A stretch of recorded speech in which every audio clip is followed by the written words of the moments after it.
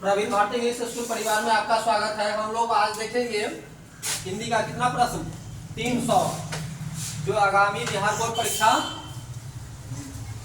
Matric 2026 में भी काम आएगा। ठीक है, कुछ प्रश्न इसमें पहले पढ़े होंगे लेकिन हम लोग देख रहे हैं क्या है, एक पार्ट से है, इसके बाद पार्ट बाई पार्ट है, लेकिन प्रश्न जाएगा कहाँ तक 300 तक। पाठ पहला है, पाठ का नाम क्या है, सन विभाजन और जाति प्रथा का लेखक है डॉक्टर भीमराव अम्बेडकर। आज का पहला प्रश्न है कि बाबा साहब भीमराव अम्बेडकर एक डैश भी थे। यहाँ है गायक, अभिनेता, संगीतकार, वकील, है ना। इसका राइट आंसर डी। कहा कि डैश की दृष्टि से भी जाति प्रथा गंभीर दोषों से युक्त है। क्षेत्रवाद, परंपरा, संविभाजन, उपयुक्त सभी। इसका राइट आंसर श्रम विभाजन से। कहा कि श्रम विभाजन और जाति प्रथा पाठ के केंद्र में है। बाल विवाह, दहेज प्रथा, जाति प्रथा, विधवा विवाह। क्या जाति प्रथा? इसका राइट आंसर सी। कहा कि लोकतंत्र मूलतः सामूहिक जीवन चर्चा की एक रीति तथा समाज के सम्मिलित अनुभवों के आदान प्रदान का नाम है। यह पंक्ति डैश पाठ से उद्धृत है। मतलब कहाँ से? शिक्षा और संस्कृति से, कि नागरिक लिपि से, कि परंपरा का मूल्यांकन से, कि सर्व विभाजन और जाति प्रथा से। इसका राइट आंसर डी, सर्व विभाजन और जाति प्रथा से। आज का पांचवा प्रश्न है, सर्व विभाजन और जाति प्रथा के लेखक है Ramvilas Sharma, Bhimrao Ambedkar. Right answer B, Bhimrao Ambedkar. जान रहे हैं कि भीमराव अम्बेडकर का जन्म हुआ था 15 अप्रैल 1891, 14 अप्रैल 1891, 18 फरवरी 1918, 14 जनवरी 1919। क्या है इसका राइट आंसर बी, 14। कहा कि डॉक्टर अम्बेडकर का जन्म किस राज्य में हुआ था? उत्तर प्रदेश, मध्य प्रदेश, हिमाचल प्रदेश, बिहार। मध्य प्रदेश में। कहा है कि डॉक्टर भीमराव अम्बेडकर की मृत्यु कब हुई थी? जनवरी 1965, दिसंबर 1956, फरवरी 1914, मार्च 1965। इसका राइट आंसर 1956। कहा है कि डॉक्टर अम्बेडकर किस वर्ग के परिवार में जन्म लिए थे? पिछड़ा वर्ग, सामान्य वर्ग, दलित वर्ग, मध्यम वर्ग। दलित वर्ग में। आज का 10वां प्रश्न है, जातिवाद के पोषकों द्वारा श्रम विभाजन किसका दूसरा रूप माना जाता है? मजदूरी प्रथा, जाति प्रथा, बाल मजदूरी, क्या है? समरसता, जाति प्रथा। राइट आंसर बी, जाति प्रथा। प्रश्न संख्या 11, जाति प्रथा किस प्रकार का श्रम विभाजन है? अस्वाभाविक, प्राकृतिक, स्वाभाविक, संवैधानिक। अस्वाभाविक। कहा कि प्रश्न संख्या 12, जाति प्रथा के अनुसार श्रम विभाजन का आधार क्या है? मनुष्य की रुचि, रोजगार सृजन, पैतृक पेशा, कौशल, क्षमता। इसका राइट आंसर पैतृक पेशा। श्रम विभाजन और जाति प्रथा शीर्षक किनके द्वारा हिंदी में रूपांतरित है? Bhimrao Ambedkar, Ramchandra Shukla, Lalai Singh Yadav, Lalin Vilochan Sharma. Right answer C, Lalai Singh Yadav. श्रम विभाजन और जाति प्रथा शीर्षक पाठ की कौन सी विद्या है? साक्षात्कार, निबंध, भाषण, कहानी। निबंध। प्रश्न संख्या 15, विडंबना का क्या अर्थ है? उपेक्षा, उपहास, अवलंबन, आडंबर। इसका राइट आंसर उपहास। प्रश्न संख्या 16, सच्चे लोकतंत्र का पर्याय है? जाति प्रथा, सुशासन, भाईचारा, कानून व्यवस्था।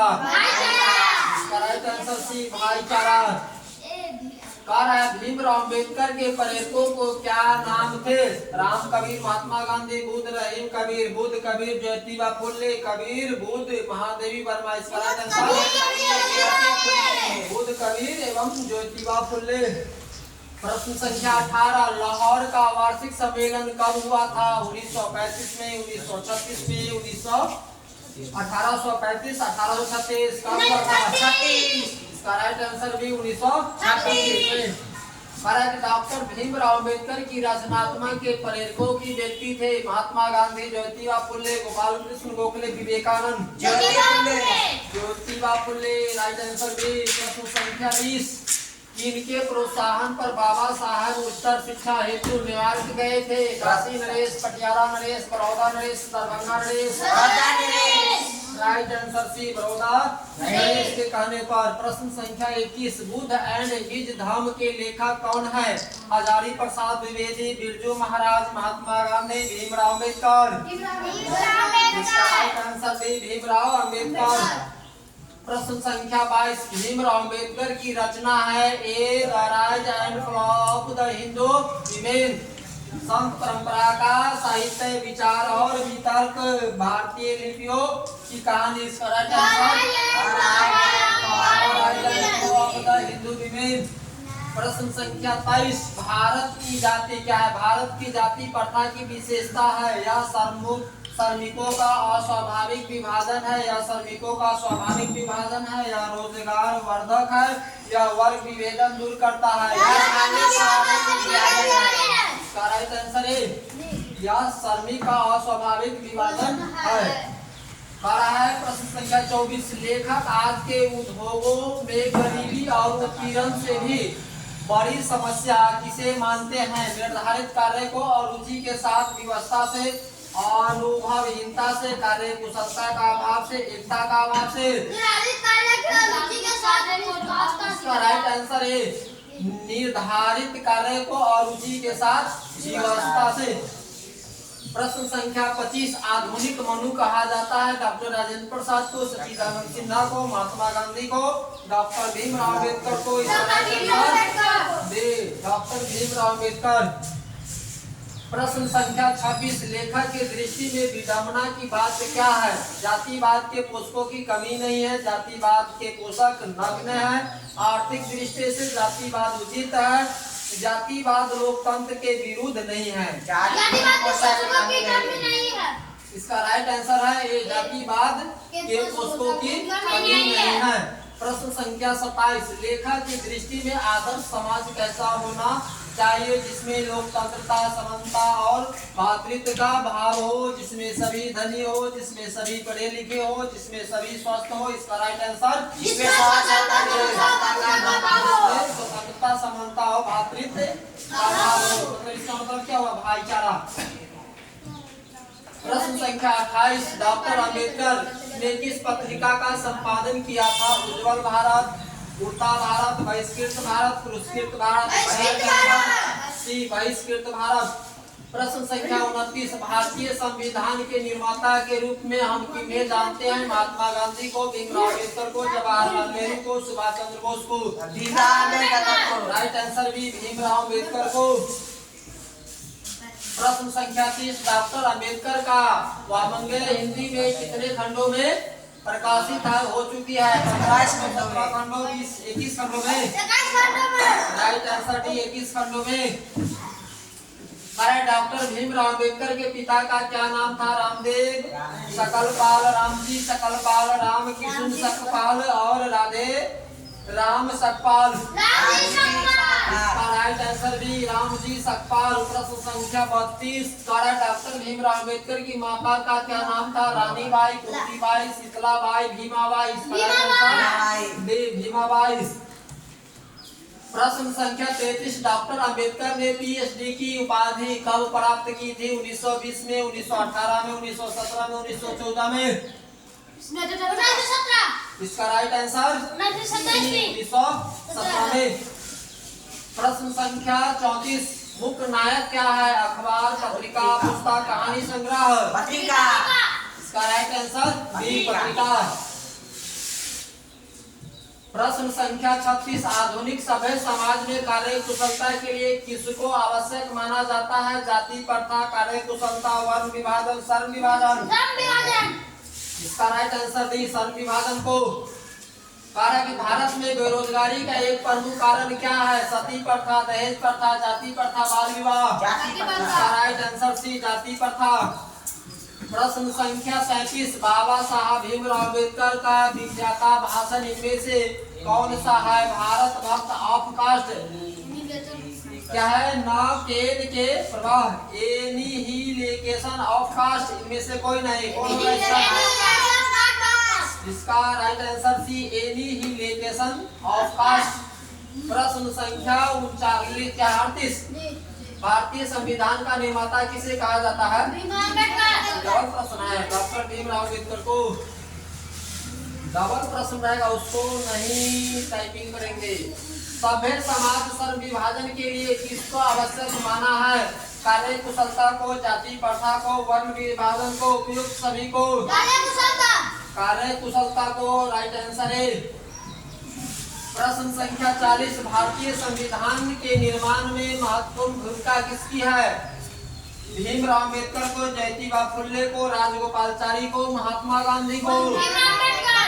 भीमराव अम्बेडकर को राइट आंसर ए। अब हम लोग चलेंगे पाठ दूसरा में। हम लोग 40 प्रश्न पढ़ रहे हैं, लेकिन इस तरह से हम लोग पहुंचेंगे 300 प्रश्न तक। पाठ का नाम है विश्व के दांत, लेखक का नाम है नलिन विलोचन शर्मा। पाठ 2 पाठ का नाम विश्व के दांत, जिसका लेखक नलिन विलोचन शर्मा। नलिन विलोचन शर्मा सन 1959 ईस्वी में किस विश्वविद्यालय के हिंदी विभाग के अध्यक्ष हुए? दिल्ली, पटना, भागलपुर, नालंदा? इसका राइट आंसर भी पटना। हम लोग अभी 42 में चल रहा है ना, काउंटिंग सही रहेगा। भैया प्रश्न संख्या 42। अब यहाँ हो जाएगा हमारा प्रश्न संख्या 43 और पाठ का दूसरा काल। सीमा, रजनी, आलोक, शेफाली, आरती पांचों किसकी बहनें थे? मदन की, सेन साहब की, खोखा की, लेखक की? इसका राइट आंसर सी खोखा की। दम ध्यान यहाँ होना चाहिए सबका, बात नहीं करना है। और खोखा किनका इकलौता बेटा था? लेखक का, सेन साहब का, शर्मा जी का, पत्रकार का? इसका राइट आंसर भी सेन साहब का। प्रश्न संख्या 45 विश्व के दांत शीर्षक पाठ की विद्या है? निबंध, कहानी, रेखा चित्र, डायरी? कहानी। इसका राइट आंसर बी। प्रश्न संख्या 46 किसके अनुसार सेनों ने सिद्धों को भी बदल दिया था? सिद्धांतों की क्या है? किसके अनुसार सेनों ने सिद्धांतों को भी बदल दिया था? बेटियों के अनुसार, खोखा के अनुसार, मदन के अनुसार, गिरधर के अनुसार? इसका राइट आंसर भी खोखा के अनुसार। प्रश्न संख्या 47 ऐसे ही लड़के आगे चलकर गुंडे, चोर, डाकू बनते हैं। यह पंक्ति कहानी के किस पात्र ने कही है? किस पात्र ने कही है? सेन साहब की धर्मपत्नी, गिरधर, सेन साहब, लोक शोकर?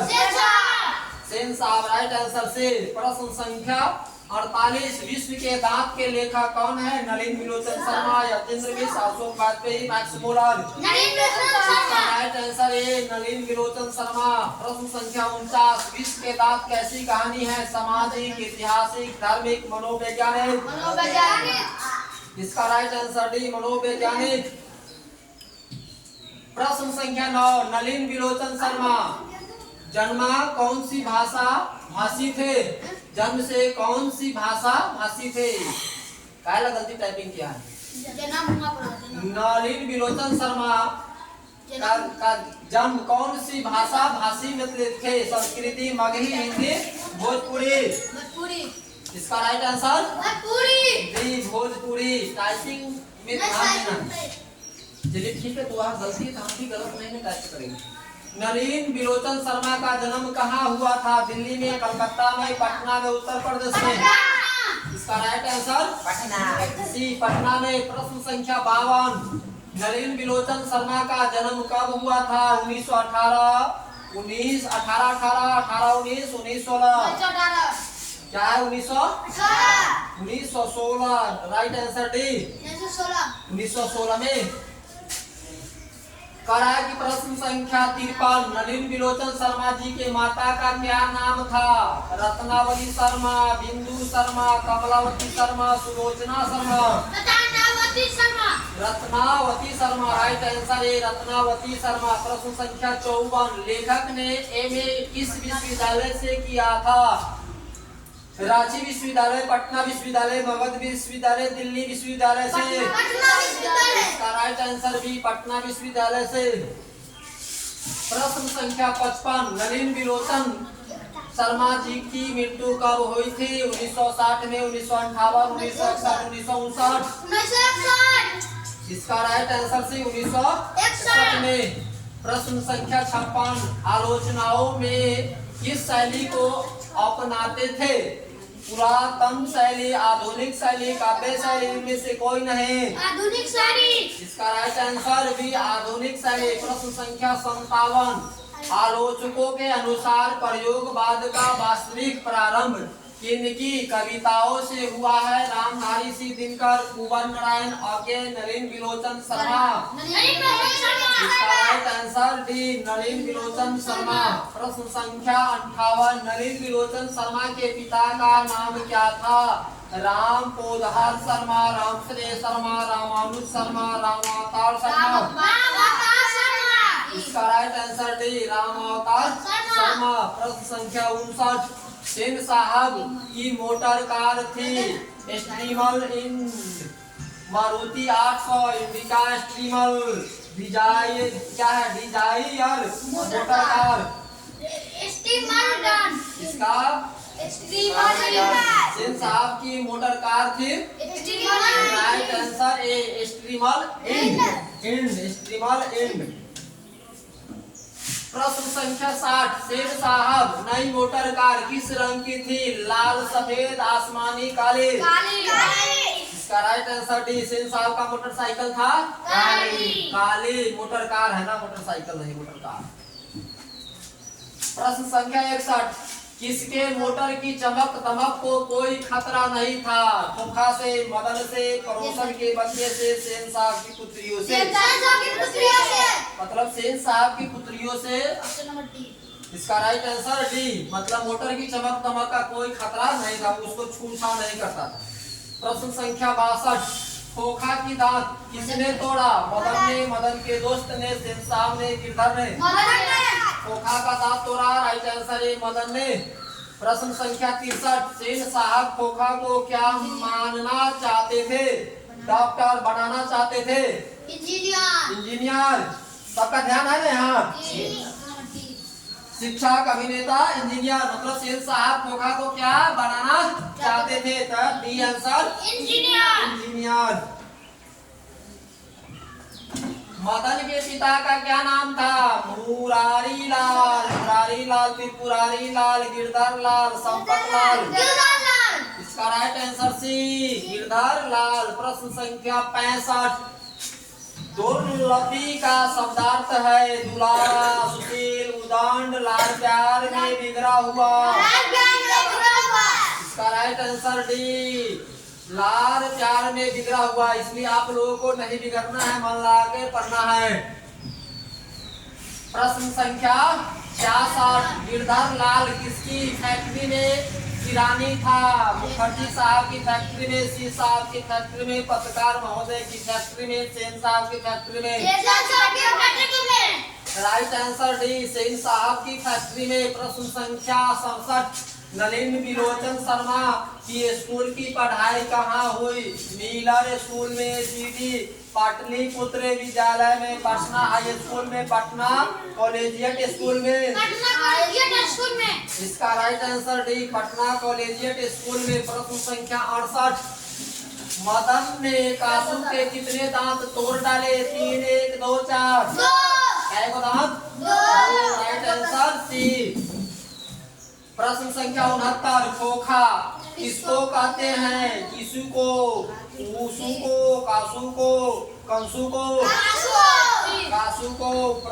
राइट आंसर सी, कासू को क्या बोलते हैं? खोखा। प्रश्न संख्या 70, विश्व के दांत कहानी ली गई है? संत परंपरा और साहित्य से, विश्व के दांत तथा अन्य कहानियों संग्रह से, साहित्य का इतिहास दर्शन से, ग्रंथावली से। राइट आंसर भी, विश्व के दांत तथा अन्य कहानियों संग्रह से। प्रश्न संख्या 71, सेन साहब का मित्र क्या था? डॉक्टर, वकील, पत्रकार, शिक्षक। राइट आंसर सी पत्रकार। प्रश्न संख्या 72, गिरधर लाल किस वर्ग का प्रतिनिधित्व करता है? मध्यम वर्ग, उच्च वर्ग, निम्न वर्ग? निम्न मध्य वर्ग। इसका राइट आंसर डी निम्न मध्य वर्ग। गिरधर लाल कौन है? कासू का पिता, मदन का पिता, रजनी का पिता, सैफाली का पिता? किसका पिता? राइट आंसर बी मदन का पिता। प्रश्न संख्या 74, सेन साहब के बेटे खोखा का क्या नाम था? कासू, मदन, रमेश, महेश? राइट आंसर है कासू। प्रश्न संख्या 75, मदन की उम्र क्या थी? 5-6 साल, 7-8 साल, 3-4 साल, 9-10 साल? राइट आंसर है 5-6 साल। प्रश्न संख्या 76, कासू मदन के साथ किस खेल में शरीक होना चाहता था? कासू मदन के साथ किस खेल में शरीक होना चाहता था? फुटबॉल के खेल में, हॉकी, बैडमिंटन, लट्टू? इसका राइट आंसर डी लट्टू के खेल में। प्रश्न संख्या 77, दृष्टिकोण किनकी रचना है? रामावतार शर्मा की, नरेंद्र विलोचन शर्मा की, मोहन राकेश की, प्रेमचंद्र जी की? Right answer B Narendra विलोचन Sharma ji की। प्रश्न संख्या 78, लड़कियां क्या है? कठपुतलियां हैं। किसे इस बात पर गर्व है? भाई बहन को, चाचा चाची को, मामा मामी को, माता पिता को? राइट आंसर डी माता पिता को। प्रश्न संख्या 79, सेन साहब ने किसे खूब फटकार लगाई? गिरधर लाल को, खोखा को, मदन को, सैफाली को? इसका राइट आंसर ए गिरधर लाल को। प्रश्न संख्या 80, कौवा की जमात में शामिल होने के लिए कौन लड़क गया? कबूतर, हंस, बत्तख, मछली?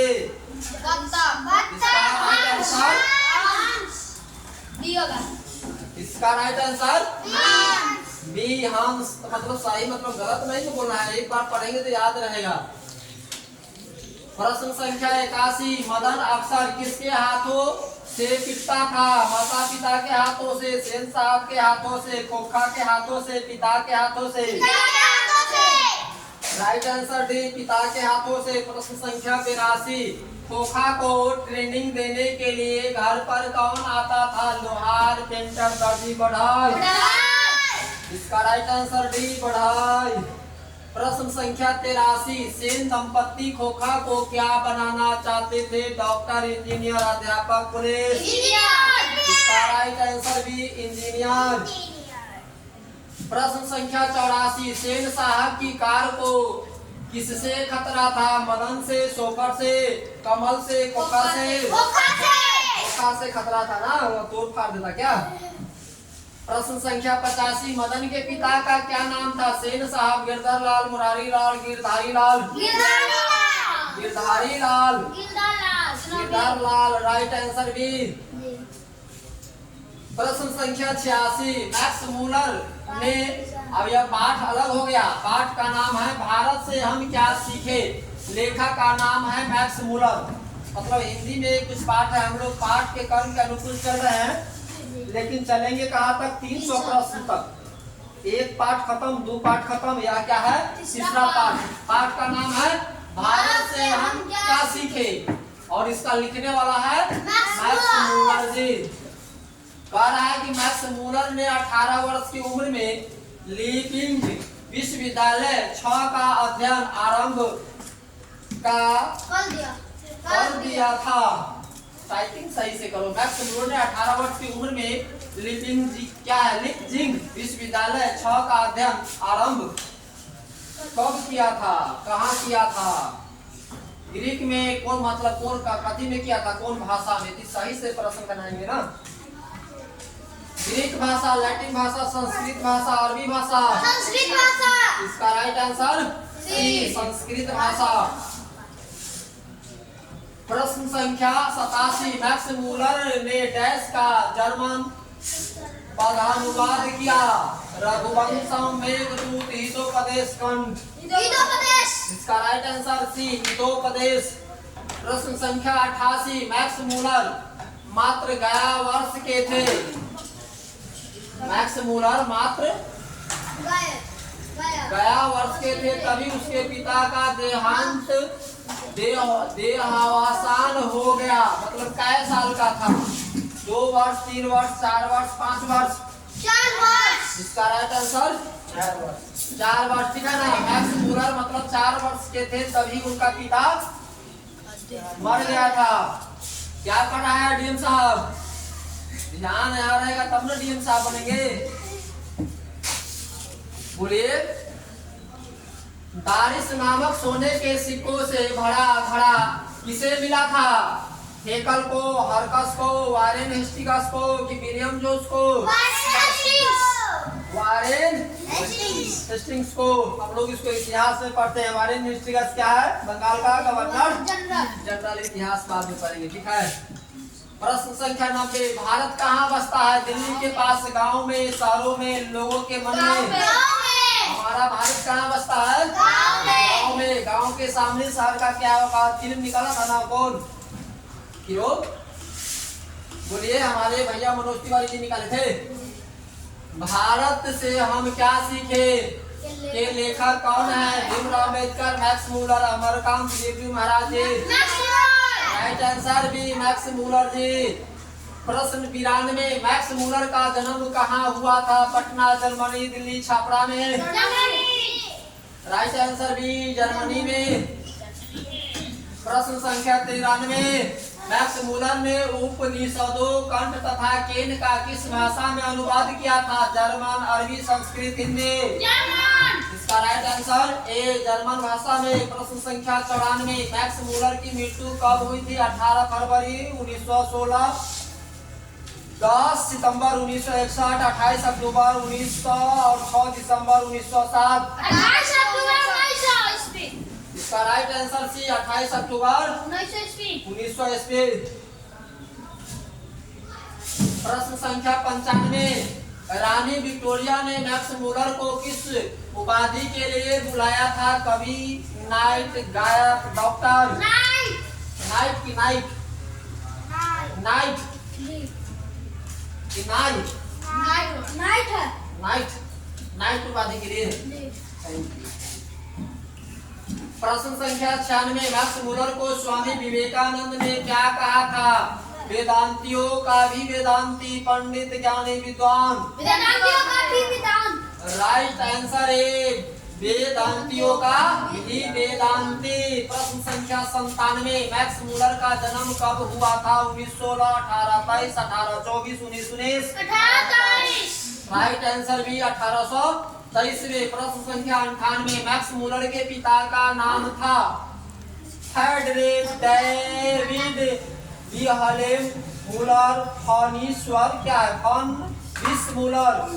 इसका right answer C Wilhelm Muller. प्रश्न संख्या 99 मैक्स मूलर ने सर्वविध संपदा और प्राकृतिक सौंदर्य से परिपूर्ण किस देश को माना है? जापान को, श्रीलंका को, भारत को, कनाडा को? भारत को। Right answer C. इस सर्वाधिक मंत्री गलत लिख देता है, टाइपिंग गलत है, सही कर लेना चाहिए। यह है प्रश्न संख्या 100 मैक्स मूलर कौन सी भाषा में बाल्यकाल में ही निपुण होकर कविता लिखने लगे थे? संस्कृत में, लैटिन में, अंग्रेजी में, अमेरिकन में? इसका देख रहा है कि लैटिन भाषा की जानकारी बाल्यावस्था में हो गया था। किसको? मैक्स मूलर को। इसका राइट आंसर बी। अब हम लोग चलेंगे प्रश्न संख्या 101 मैक्स मूलर ने संस्कृत भाषा का अध्ययन कौन सा विश्वविद्यालय में प्रारंभ किया? लीपजिंग विश्वविद्यालय, कैम्ब्रिज विश्वविद्यालय, लंदन विश्वविद्यालय, ऑक्सफोर्ड विश्वविद्यालय? राइट आंसर बी ए। क्या है? लीपजिंग विश्वविद्यालय। लीपजिंग विश्वविद्यालय।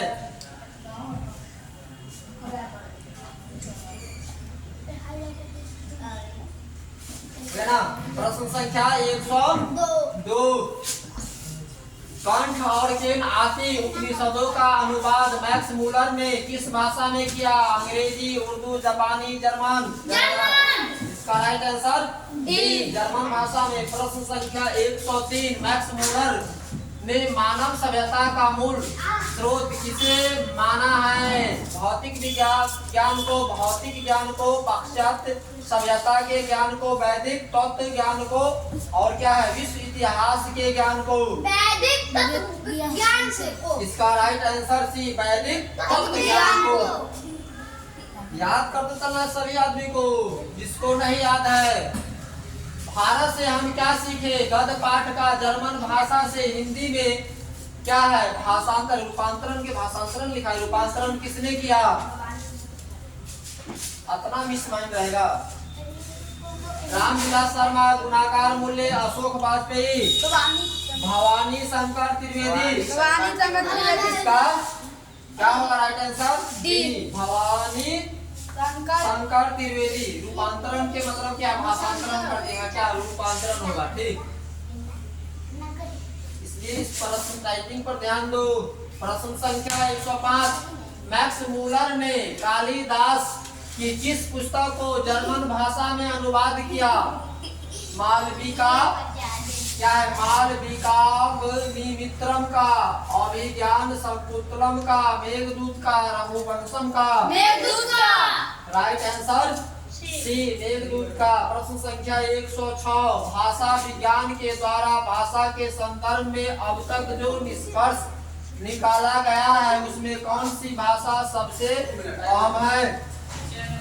अंग्रेजी, ग्रीक, संस्कृत, लैटिन। संस्कृत। इसका राइट आंसर सी, संस्कृत है ना। ध्यान है। हाँ, प्रश्न संख्या 107 भारत की प्राचीनतम भाषा कौन सी है? मगही, प्राकृतिक, Sanskrit, Hindi. Sanskrit. Right answer C, Sanskrit का। अनुपम खैर तुम पता करके आया आज कौन सा फीलिंग बनाया है? बोलो।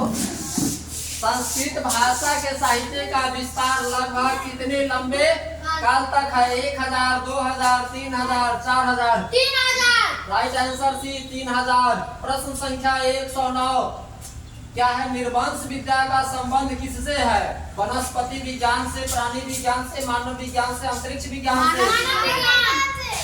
राइट आंसर सी, मानव विज्ञान से। प्रश्न संख्या 110 वारेन हेस्टिंग्स था फारस का राजा, भारत का गवर्नर जनरल, महान दार्शनिक, प्रसिद्ध समाज सुधारक। क्या है? महान भारत के गवर्नर जनरल। भारत के गवर्नर जनरल मतलब बंगाल के बाद भारत का गवर्नर जनरल। जी। इसमें कौन आंसर सही है? बी होगा। बी बोल दिया। बी। इसका है भारत का गवर्नर जनरल। प्रश्न संख्या 111 गारिस क्या है? एक धार्मिक और क्या धार्मिक ग्रंथ, सोने का प्राचीन कालीन सिक्का, एक देवता, चांदी का प्राचीन कालीन सिक्का। सोने का प्राचीन कालीन सिक्का। सोने का प्राचीन कालीन सिक्का। प्रश्न संख्या 112 प्लेटो का संबंध किस देश से है? इटली से, स्पेन से, भारत से, यूनान से। यूनान। इसका राइट आंसर बी, यूनान से। प्रश्न संख्या 113 शाहनामा का रचना काल है? 87, 88 सदी, 10वीं 11वीं सदी, 4वीं 5वीं सदी, 5वीं 6वीं सदी। 10वीं 11वीं सदी। Right answer B. बी, 10वीं 11वीं सदी। प्रश्न संख्या 114 मुंडा किस देश की जनजाति है? मंगोल की, चीन की, सुल्तान मुल्तान की, भारत के। मुंडा कहाँ का है? भारत का जनजाति। प्रश्न संख्या 115 संस्कृत का अग्नि शब्द लैटिन में किस रूप में मिलता है? एग्निस, ऑग्निस, इग्निस, ओग्निस। इसका राइट आंसर सी, इग्निस। प्रश्न संख्या 116 सर विलियम जोन्स ने भारत की यात्रा कब की थी? 1957, 1950, 1990, 1983 ईस्वी में। 1783 ईस्वी में। Right answer D. प्रश्न संख्या 117 पर्यटन मानव का अर्थ है? लघु मानव, महामानव, प्राचीन मानव, निर्धन मानव। प्राचीन मानव। पर्यटन मानव का अर्थ है प्राचीन मानव। Right answer C. प्रश्न संख्या 118 अर्कस से वनस्पति वैज्ञानिक भूगर्भ शास्त्री प्राणी वैज्ञानिक पुरातत्वविद क्या राइट आंसर है वनस्पति वैज्ञानिक। प्रश्न संख्या 119 कालिदास रचित मेघदूत का पाठानुवाद किसने किया? Rabindranath Thakur, Swami Vithulnath, Kalidas, Max Muller. Right answer D Max Muller. प्रश्न संख्या 120 किसे वाराणसी के पास सोने की सिक्कों से भरा एक घड़ा मिला था? वारेन हेस्टिंग्स, विल्हेल्म मूल को, फ्रीडरिक मैक्स मुलर को, इनमें से किसी को नहीं? वारेन हेस्टिंग्स को। प्रश्न संख्या 121 अब हो गया पाठ 4। हम लोग 3 पाठ तक पढ़ लिए, 3 पाठ तक प्रश्न आया है 120। हम लोग चलेंगे 300 प्रश्न तक ना। पाठ का नाम है नाखून क्यों बढ़ते हैं, जिसका लेखक है हजारी प्रसाद द्विवेदी। प्रश्न है इसका 121 और पाठ 4 का पहला प्रश्न है नाखून क्यों बढ़ते हैं। पाठ की विद्या है निबंध, भाषण, कहानी, ललित निबंध। इसका राइट आंसर डी ललित निबंध। प्रश्न संख्या 122 विश्व भारती पत्रिका का संपादन किया था डैश? आचार्य हजारी प्रसाद द्विवेदी, यतेंद्र मिश्र, अमरकांत रामविलास शर्मा। आचार्य हजारी प्रसाद द्विवेदी की राइट आंसर है। प्रश्न संख्या 123 हजारी प्रसाद द्विवेदी का जन्म कब हुआ था? 1907, 1900, 1905, 1904 ईस्वी में। राइट आंसर है 1907 ईस्वी में। प्रश्न संख्या 124 हजारी प्रसाद द्विवेदी किस निबंध के रचयिता है? नागरी लिपि, नाखून क्यों बढ़ते हैं, परंपरा का मूल्यांकन, शिक्षा और संस्कृति। राइट आंसर भी नाखून क्यों बढ़ते हैं। प्रश्न संख्या 125 आचार्य हजारी प्रसाद द्विवेदी का जन्म कहाँ हुआ था? उत्तर प्रदेश, मध्य प्रदेश, कर्नाटक, छत्तीसगढ़। उत्तर प्रदेश। इसका राइट आंसर ए उत्तर प्रदेश में। प्रश्न संख्या 126 आचार्य हजारी प्रसाद द्विवेदी की मृत्यु कब हुई थी? सन 1980, 1979, 1950, 1985 ईस्वी में। 1979 ईस्वी में। Right answer B. प्रश्न संख्या 127 नामदास का पोथा साहित्य की किस विधा की रचना है? कहानी, उपन्यास, निबंध, नाटक। उपन्यास। Right answer B. प्रश्न संख्या 128 द्विवेदी जी को आलोक पर्व पर कौन सा पुरस्कार मिला? प्रेमचंद्र पुरस्कार, कुमारन आसन पुरस्कार, ज्ञानपीठ पुरस्कार, साहित्य अकादमी पुरस्कार। राइट आंसर डी साहित्य अकादमी पुरस्कार। प्रश्न संख्या 129 कालिदास की लालित्य योजनाओं किनकी रचना है? रामविलास शर्मा की, नलिन विलोचन शर्मा की, हजारी प्रसाद द्विवेदी की, अशोक वाजपेयी की। राइट आंसर सी हजारी प्रसाद द्विवेदी की। प्रश्न संख्या 130 मनुष्य को नाखून की जरूरत कब थी? जंगली जीवन में, शिक्षित जीवन में, अशिक्षित जीवन में, अविकसित जीवन में। जंगली जीवन में। जब मनुष्य जंगल में रहता था तब उसको नाखून का जरूरत था। क्यों? जानवर को पकड़ के उसको मांस को फाड़ के खाने के लिए, है ना। लेकिन सभ्य मानव हो गया तो नाखून को काटता है। असुरों के पास नहीं थे विद्याएं, शक्ति, युद्ध कौशल, लोहे के अस्त्र। पहले जो राक्षस सब था उसके पास लोहे का अस्त्र मतलब भाला, धनुष क्या है, भाला, बंदूक ये सब नहीं था। कहा है दधीचि की हड्डी से क्या बना था? त्रिशूल, इंद्र का वज्र, तलवार, कुछ भी नहीं। इंद्र भगवान का वज्र बना था दधीचि से, हड्डी से। 133 काम सूत्र किसकी रचना है? वात्स्यायन की, हजारी प्रसाद द्विवेदी की, गुणाकार मूल्य की, भीमराव अम्बेडकर की। प्रश्न का आंसर भी हजारी प्रसाद द्विवेदी का। प्रश्न संख्या 134 पहले के मनुष्य नाखून क्यों बढ़ाते थे? अपनी रक्षा के लिए, सुंदर लगने के लिए, कुरूप लगने के लिए, दूसरों की रक्षा के लिए, अपनी रक्षा के लिए, अपनी रक्षा के लिए, है ना? कि कोई जानवर आएगा तो उसको नाखून से मतलब फाड़ दिया जाएगा, ठीक है? प्रश्न संख्या 135, अंग्रेजी भाषा के पत्र इंडिपेंडेंस की घोषणा कब हुई? 16 अगस्त, 15 अगस्त, 16 सितंबर, 17 अगस्त। 15 अगस्त। राइट आंसर भी 15 अगस्त। प्रश्न संख्या 136, अपने ही अधीन रहना तो अंग्रेजी में हम क्या कहते हैं? इंडिपेंडेंस डे, स्वाधीनता, depend day, self dependence. Right answer D, self dependence. प्रश्न संख्या 137, देवताओं के राजा का वध कौन से मुनि के हड्डियों से बना है? राधे श्याम मुनि, नारद मुनि, दधीचि मुनि, कपिल मुनि। राइट आंसर सी, दधीचि मुनि से। प्रश्न संख्या 138, कल्पलता किनकी रचना है? हजारी प्रसाद द्विवेदी का, अशोक वाजपेयी का, गुणाकार मूल्य का, महात्मा गांधी का। राइट आंसर है हजारी प्रसाद द्विवेदी का। प्रश्न संख्या 139, कितने वर्ष पहले का भारतवासी नाखून को जम के संवारता था? 1000 वर्ष पहले, 2000 वर्ष पहले, 500 वर्ष पहले, 200 वर्ष पहले। राइट आंसर भी 2000 वर्ष पहले। प्रश्न संख्या 140, देश की आजादी के लिए हजारी प्रसाद द्विवेदी ने अपने निबंध में किस शब्द को उपयुक्त बताया है? अधीनता, स्वाधीनता, उन्मुक्त, खलता। राइट आंसर भी स्वाधीनता। प्रश्न संख्या 141, नाखून क्यों बढ़ते हैं? निबंध में लेखक ने किस बूढ़े का जिक्र किया है? बाल कृष्ण गोखले का, सरदार पटेल का, महात्मा गांधी का, कृष्ण चंद्र गांधी का। राइट आंसर सी, महात्मा गांधी। प्रश्न संख्या 142, नाखून क्यों बढ़ते हैं? निबंध में निबंधकार का कौन सा दृष्टिकोण प्रकट होता है? पशुवादी, मानववादी, देवतावादी, दानववादी। राइट आंसर भी मानववादी।